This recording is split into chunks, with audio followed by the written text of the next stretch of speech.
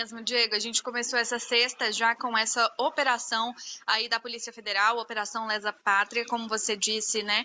São 16 mandados de busca e apreensão. Essa operação está acontecendo nos estados de São Paulo, Rio de Janeiro, Minas Gerais, Goiás, Mato Grosso do Sul e aqui também no Distrito Federal.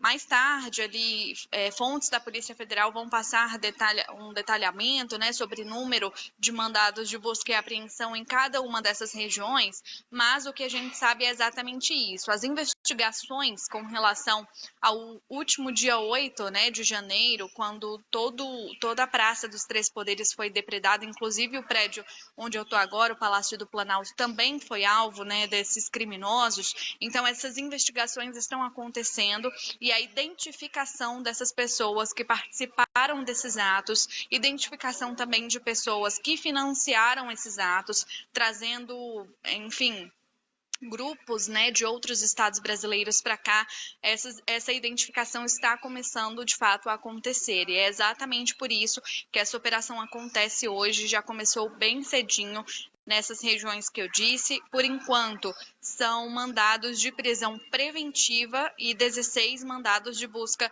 e apreensão. O número certinho detalhado já a Polícia Federal vai passar para a gente, mas o que a gente já sabe é que os fatos, né, investigados, essas pessoas vão responder aí por abolição violenta do Estado Democrático, golpe de Estado, dano qualificado, associação criminosa, incitação ao crime, destruição e deteriorização e inutilização de bem especialmente protegido. Então, esses são os crimes, né, que essas pessoas cometeram no último dia 8, aqui naquelas cenas inesquecíveis que ficarão marcadas na nossa memória, na nossa história. Então, a Polícia Federal já está atrás desses responsáveis, né, por toda essa mobilização, seja responsáveis, pessoas que participaram de fato aqui, né, dessa depredação, ou pessoas que financiaram esses atos violentos aqui em Brasília, Diego. Obrigado, Gabriela Veras vai seguir de olho e trazer atualização ao longo da programação aqui pra gente.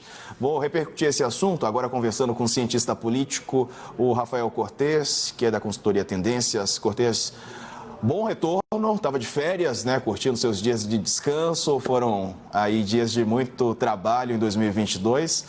Torço para que também seja um ano de muito trabalho em 2023, né, porque isso significa que o trabalho está dando certo. Seja bem-vindo aqui ao Band News TV. Deixa eu te perguntar sobre essa operação que está sendo realizada agora. Segue, então, sendo feita no sentido de identificar, não é, as pessoas que financiaram, que organizaram, que arquitetaram a manifestação golpista do dia 8. É importante dar uma resposta também a essas pessoas. Rafael, bom dia.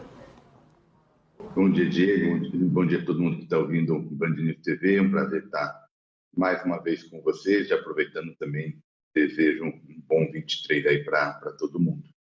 Que começou, como você bem mencionou, bastante movimentado, né, a partir dos atos golpistas do início do ano, atos esses que devem condicionar uma boa parte do cenário político aí pela frente, né, pelo menos até onde a vista alcança. Esse tema vai ser central nos debates políticos e agora a gente está nessa fase de identificar essa cadeia por trás dos acontecimentos, né, que vão desde aqueles que executaram, que participaram, vamos chamar aqui da linha de frente, mas também toda a cadeia por trás.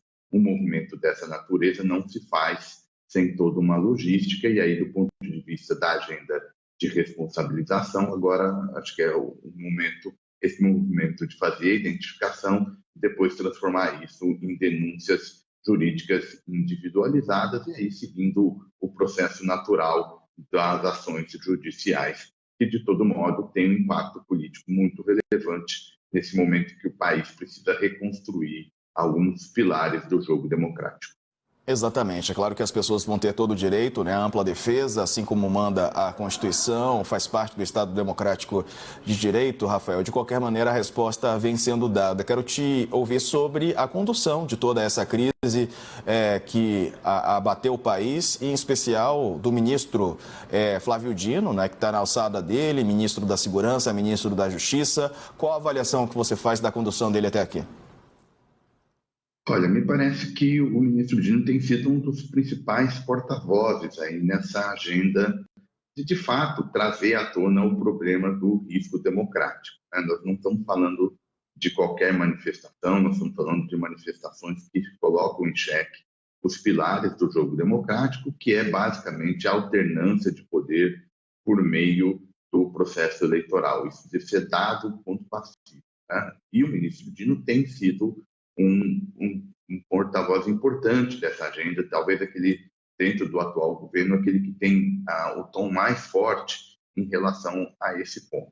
Naturalmente, o ministro trabalha com algumas restrições políticas não triviais. Eu acho que a grande questão aqui, Diego, é como é que a gente vai pensar as relações entre governos civis e as forças militares / policiais. Acho que esse é o grande ponto que nós estamos tratando aqui, de olhar essa contribuição, como é que aconteceu, o que faltou, porque quando a gente olha para a literatura do risco democrático, quase sempre está associado a algum tipo de politização dessas forças armadas. Né? Você mencionou um pouco na sua pergunta o Estado democrático de direito, e uma boa parte da garantia desse Estado democrático de direito tem a ver com a organização do aparato de repressão do Estado, ou seja, aquelas organizações que estão vinculadas ao aparato de repressão, e aí para ser bem claro, né, aquelas organizações que têm acesso à arma, a questões que são importantes e pesadas para o jogo político e, portanto, tem que estar separada do governo civil. Essa é a grande questão. Esse é um tema muito delicado, né? A gente viu também muitas críticas ao ministro da Defesa, porque é aqui que o jogo grande está sendo jogado, pensando nessa agenda de reconstrução democrática, e acho que isso vale a pena a gente ir acompanhando nos próximos dias e semanas. Já hoje, né, com reunião do presidente Lula com os representantes das Forças Armadas, daqui a pouco às 10 da manhã, no Palácio lá do Planalto, né, lá em Brasília.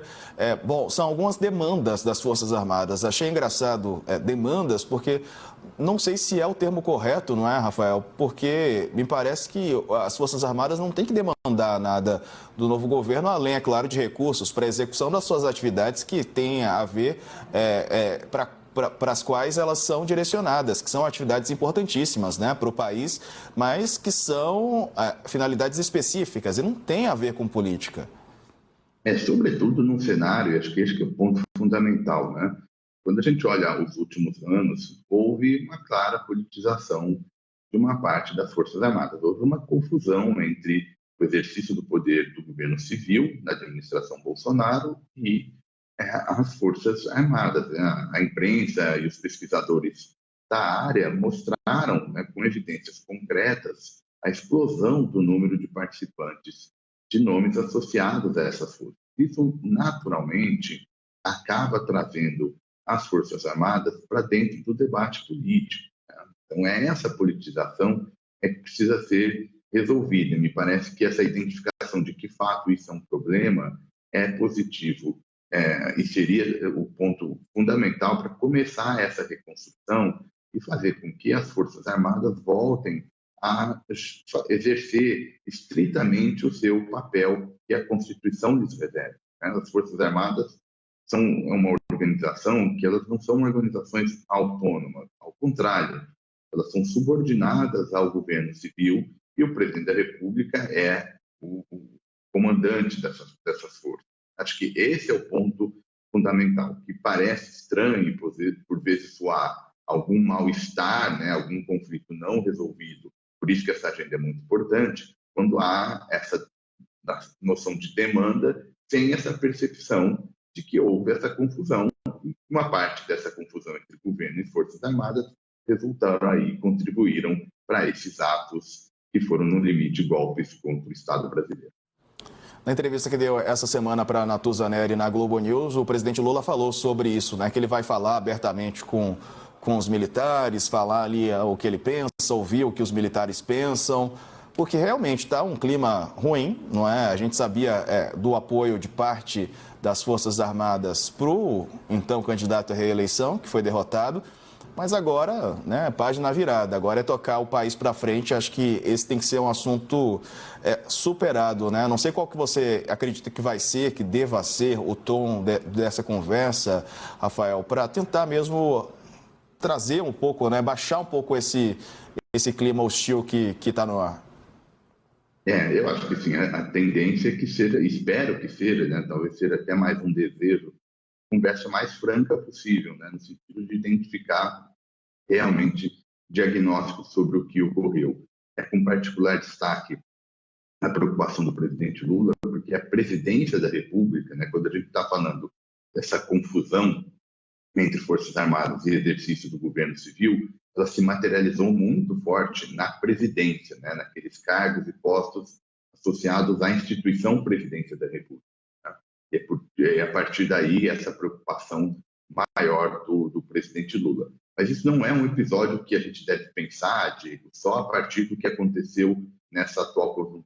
A gente tem que pensar estruturalmente como é que a gente quer estabelecer as relações entre forças civis e forças armadas dentro do jogo democrático brasileiro. E aí, eventualmente, até gerar uma agenda de reformas para colocar esse modelo que a sociedade e a elite política vai escolher dentro do marco legal, para que no futuro a gente tire um pouco o peso excessivo, né? E o peso, na verdade, não deveria ter ocorrido das Forças Armadas com um jogo político. Isso é de outra natureza. E acho que é essa confusão que a gente precisa organizar como país para contribuir para que a democracia brasileira retome com maior vigor, porque, de fato, ela foi abalada nesses últimos anos. Acho que esse é um ponto que me parece pacífico. A questão agora é como construir um marco institucional para a gente superar o problema desses últimos anos. É isso, Rafael. E também para punição ali de alguns envolvidos, que a gente mencionava agora há pouco sobre a operação, tem o ex-ministro do governo Bolsonaro, o ex-secretário de Segurança Pública do DF, Anderson Torres, né? No último depoimento ele ficou em silêncio, preferiu não falar. Há uma expectativa de que ele fale. Um novo depoimento foi marcado agora para a semana que vem, né? Para segunda-feira. Bom, é claro que há muito burburinho sobre o que pode falar o Anderson Torres. Me parece que ele está bastante isolado agora, não é? Não sei se ele vai preferir assumir isso sozinho, já que muitos indícios pesam contra ele. É claro, tudo precisa de comprovação, mas são indícios bastante robustos, inclusive a minuta, né, encontrada na casa dele, as informações todas que a gente já sabe até aqui. Ou se ele pode trazer informações novas, né, sobre tudo que aconteceu no dia 8. Bom, qual que é a tua expectativa para isso, né? E é uma figura que ganhou notoriedade, não é? Foi ministro de Estado, primeiro ministro da Justiça do país a ser preso.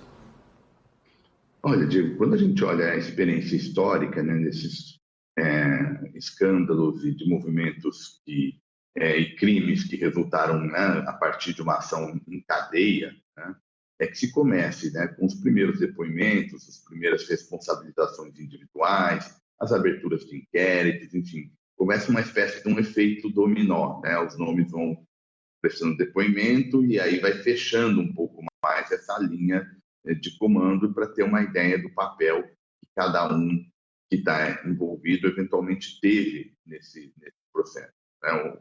O ex-secretário de Segurança do DF, o Anderson Torres, é um nome importante nesse sentido, não só pelas evidências que você mencionou do caso concreto, mas também do ponto de vista de rede, né? Se a gente olha o acompanhamento dos últimos anos, ele foi o ministro de Estado, né? Isso, então, potencialmente vai aumentar ali e vai contribuir a partir da sua fala, né, para que a gente entenda melhor o papel dos outros atores que estão direta ou indiretamente envolvidos, e aí, tanto a investigação policial e depois o julgamento no plano judiciário vai definir qual que é a eventual punição para cada um. Então, do ponto de vista da expectativa, me parece, é que aos poucos comece esse processo, uma espécie de dominó, engordando, entre aspas, adensando a cadeia de informações à disposição dos investigadores e depois, eventualmente, se formar uma denúncia, o objeto de julgamento por parte das instituições judiciais. Pois é, Rafael, 20 de janeiro, passaram-se 20 dias aí do novo governo, não é? Há uma grande cobrança já para que o governo apresente resultados. O próprio governo definiu os 100 dias, né, os 100 primeiros dias, para logo depois já apresentar as primeiras medidas que estão sendo implementadas, mas o discurso ou as manchetes estão sendo trazidas todas para os ataques golpistas, a repercussão, é claro, um assunto que tomou a pauta de discussões, não é? Você acredita que isso atrapalhou, ajudou? Como é que você faz a avaliação? Qual avaliação você faz desses primeiros dias aí, 20 dias de governo Lula? Né? Atrapalhou, pelo menos na minha leitura, né? Atrapalhou porque basicamente a gente está recuperando e resolvendo problemas que vieram se acumulando ao longo dos anos e que não devem ser resolvidos no curto prazo, né? A gente estava conversando dessa relação entre governo e Forças Armadas, isso é um problema bastante espinhoso, mas a gente também poderia fazer menção à polarização que saiu da elite política e cada vez mais ganha força na sociedade. Então você tem uma sociedade dividida e governos que operam em sociedades divididas operam com menor margem de manobra, são mais suscetíveis a erros, porque as decisões elas estão ficando cada vez mais complexas. Veja, por exemplo, o debate da agenda econômica, né? O presidente Lula tomando decisões que contrariam a equipe econômica em nome de tentar preservar um capital político, sob o risco de que essa polarização, essa contestação fique ainda maior. Então, não há dúvida de que governos com essa agenda, né, que começam com essa agenda de reconstruir problemas estruturais, que a sociedade brasileira demorou com anos e anos para chegar num equilíbrio mais virtuoso para a democracia, não é fácil resolver isso no curto prazo. Então, do ponto de vista da operação do governo, é um governo que parece olhar mais para o retrovisor do que apontar diretrizes de governança. A gente ainda não sabe o que é que dá liga nessa coalizão que o presidente Lula está montando, a não ser essa ideia que é ampla de preservação da democracia. Mas na hora de colocar no papel que projeto que vai ser votado, quem é que vai desenhar o projeto,